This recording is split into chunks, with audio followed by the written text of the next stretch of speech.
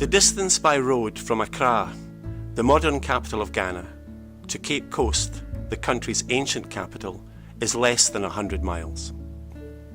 And even if inevitably you get caught in a traffic jam, the journey can be completed in a matter of hours.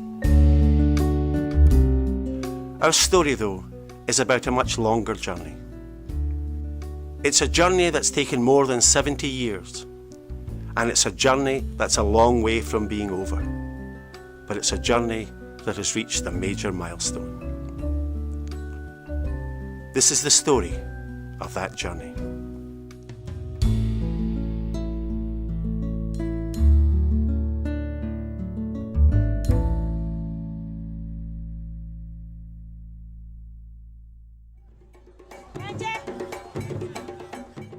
In Cape Coast, in the central region of Ghana, crowds have gathered to celebrate the start of the fishing season and to offer thanks to the god of the sea. One man, however, has come here for a different reason. This man has come home.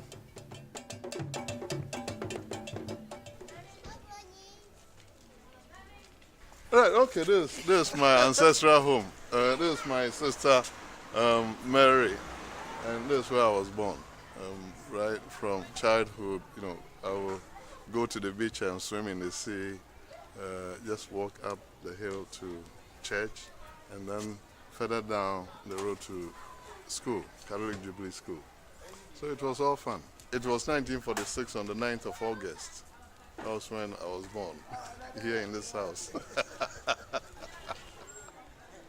As a pupil at Catholic Jubilee School, Kofi would occasionally play truant with his friends, heading to the beach to watch the fishermen land their catch, or to Victoria Park, where the first football match in Ghana was played. But as Kofi himself has said, his head was screwed on, and he knew that he had to apply himself to his schoolwork. On Sundays, Kofi rarely missed Mass, mainly because the local priests, Father DeRoy and Father Saunders, kept a close eye on the congregation and wouldn't hesitate to authorise a caning for any child who failed to attend. In 1960, Kofi sat the common entrance examinations for Ghana National College. He passed, and in September of that year began attending this prestigious high school, based in Cape Coast at Menya Menwu, which means literally, I didn't die after all. At the National, Kofi cultivated an image that he would later describe as cool. During this time, he could often be found at the local hangout for Cape Coast teenagers, the Youngsters Cafe. Youngsters Cafe, oh my. Do you have a Fanta? Do they have Fanta? Yeah, that's my niece. Right, see. Yeah, no, it wasn't. It was some really hard stuff at times. Oh yeah, pretty hard stuff. Kofi didn't neglect his studies though, and in 1967, in a sign of things to come, he was awarded a biology prize by Ghana's first female High Court judge. In June of that year, Kofi left Cape Coast behind and travelled north to Kumasi. Here he attended UST, the University of Science and Technology, graduating 4 years later with a BSc Honours in Biochemistry, followed by an MSc in Applied Microbiology. During this time, he was elected President of the Student Union, a position he held for 2 years. It wouldn't be the last time he'd be elected as President.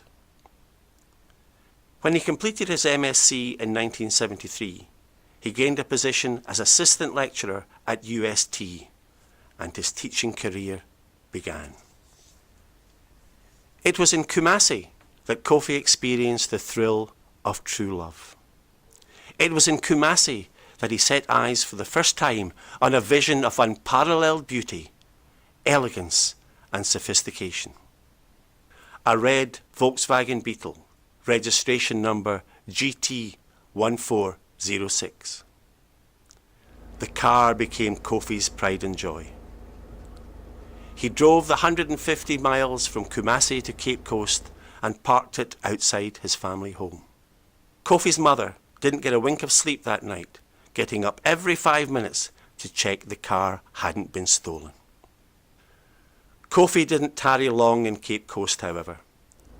Unknown to his family, he was desperate to get back to Kumasi, where a new special friend, one he'd grown extremely fond of, was awaiting his return. His cat. Although she would remain forever nameless, Kofi's cat would share his one-bedroom bungalow for many years, eventually giving birth to 5 kittens. It was round about this time, however, that Kofi set eyes on another vision of beauty, elegance and sophistication, when one day on campus he encountered the Assistant Registrar's personal assistant, Teresa Senya, and love blossomed. Within a few years, not only were the couple married, but they had taken the decision to leave Ghana, moving thousands of miles away to a place that in time they would come to call home, Glasgow.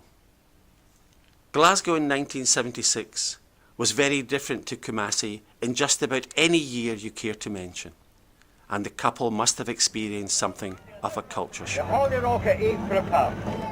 But Kofi and Teresa were happy in their new home, quickly coming to terms with the fact that the flat was built on a steep slope, which meant that Kofi's collection of High Life LPs kept sliding to the far end of the living room. Kofi started his PhD at Strathclyde University, working under the supervision of Professor Brian Wood. But money was tight, and Kofi had to take other jobs to supplement his income. He was a fan of Motown vocal group The Drifters, and auditioned, unsuccessfully, for lead singer in a Drifters tribute band. Here he is, failing the groupies test.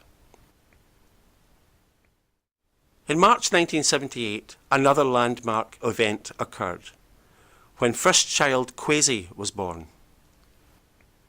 A year later, Kofi graduated with a PhD in applied microbiology. Here, he and Teresa are, with colleagues Professor John Smith and on the far left, Professor Dave Berry. Soon after, the couple discovered that their Ghanaian marriage was recognised by Scottish law, but not by English law. So in November 1980, they got married again, this time in Newcastle. A month later, Kofi and Teresa's second child, Louisa, was born. And in 1981, Kofi and his young family returned to Ghana, where he took up the position of senior lecturer at UST in Kumasi. During this time, third child Sharon came along, completing the family. They returned to Glasgow in 1983, and for 5 years Kofi worked as a research fellow at Strathclyde University. Then, in 1988, he applied successfully for a position at the Queen's College, affectionately known as the Doe School. Initially based in the West End, in 1990 the staff were transferred to a campus in the Jordan Hill area of Glasgow. Kofi approved of this move for academic, pedagogical and professional reasons, but mainly because it was only 5 minutes' walk from his front door. In 1993, the Queen's College merged with Glasgow Polytechnic to become Glasgow Caledonian University.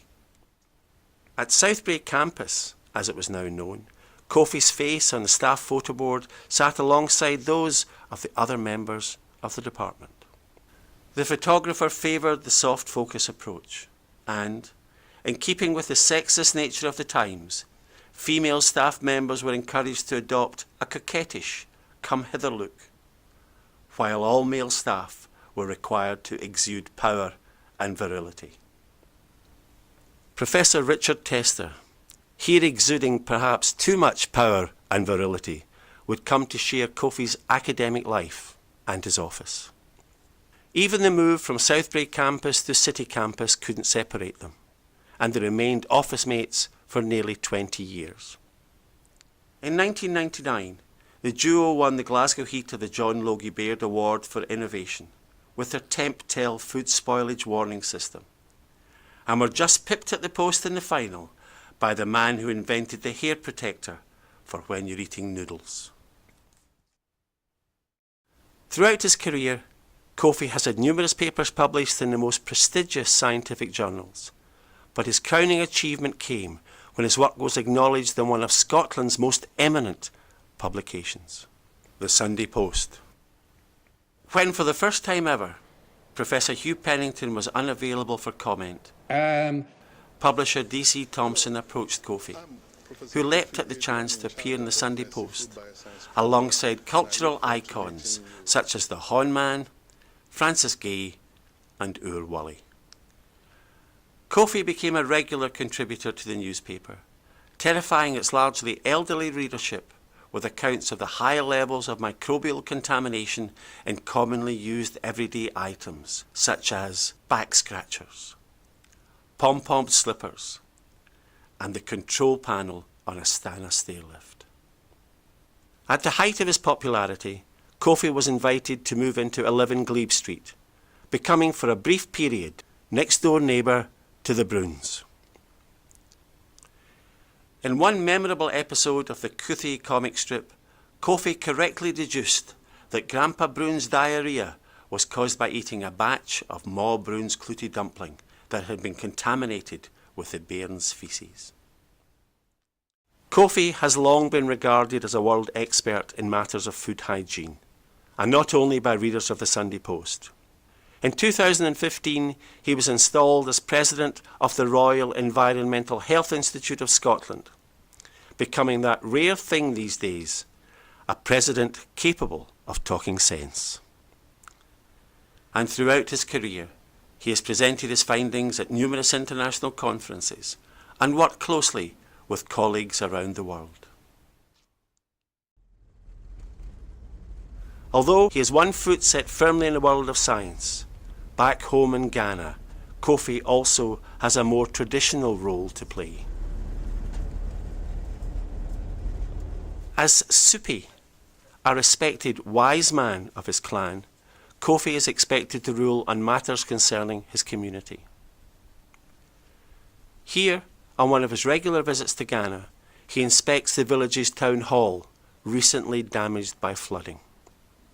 Kofi will have to decide whether the damage should be repaired, or whether the ageing structure should be demolished and a new building erected in its place. Yeah, do you see the watermark? Right up. Yeah, He is also considering selling it to Glasgow Caledonian University for use as its GCU Ghana campus. That's the plan. Kofi's duties as Supi go beyond the material. He also has a spiritual role to play. I need to pour schnapps into the shrine. That's to call the ancestors, parents, grandparents, great-great-grandparents, to look after those that have been left behind, and also to keep the property going. So that's one of my main objectives, to make sure that this property is so up and running and not into any state of disrepair. While in his homeland, Kofi enjoys reinvigorating his Glaswegianized taste buds by consuming the country's wide range of highly varied dishes. Fufu, banku, kenki. Kofi is also partial to the occasional bowl of grass cutter. When prepared with tomatoes, peppers and chopped shallots, grass cutter forms the basis of a delicious stew. But given Kofi's reputation as a world expert in food safety and hygiene, he's alert to the possibility of food poisoning and takes special precautions when travelling to Ghana by freezing a chicken and transporting it there in his hold luggage. And while in Ghana, he avoids the possibility of consuming contaminated water by drinking only bottled fluids for the entire duration of his visit. Here he is, visiting another of his sisters in Cape Coast. Then